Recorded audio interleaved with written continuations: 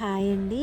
ఈరోజు శ్రీరామునికి ఆంజనేయ స్వామికి జరిగిన యుద్ధం గురించి తెలుసుకుందాం. శ్రీ మహావిష్ణువు అవతారమైన రాముడిని తన హృదయంలో నిలుపుకున్న హనుమంతుడు ఏకంగా తన స్వామితోనే యుద్ధం చేయాల్సి వచ్చింది. కాశీరాజు యయాతిని చంపాలని శ్రీరాముడిని ఆదేశిస్తాడు విశ్వామిత్రుడు. అయితే స్వతహాగా రామభక్తుడైన యయాతి తాను ఎలాంటి పాపం చేయలేదని వీరాంజనేయుడిని శరణు కోరతాడు. యయాతిని రక్షిస్తానని ఆంజనేయుడు అభయమిస్తాడు. మహర్షి ఆజ్ఞ ప్రకారం యయాతిని తనకు అప్పగించాలని హనుమంతుడిని శ్రీరాముడు ఆదేశిస్తాడు.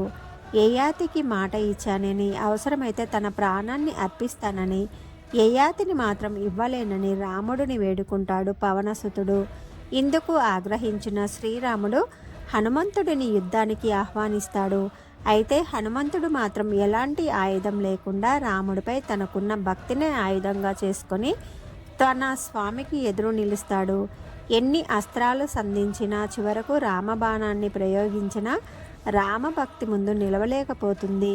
ఈ విధంగా శక్తి కంటే భక్తికే ఎక్కువ బలముందని హనుమంతుడు నిరూపించాడు.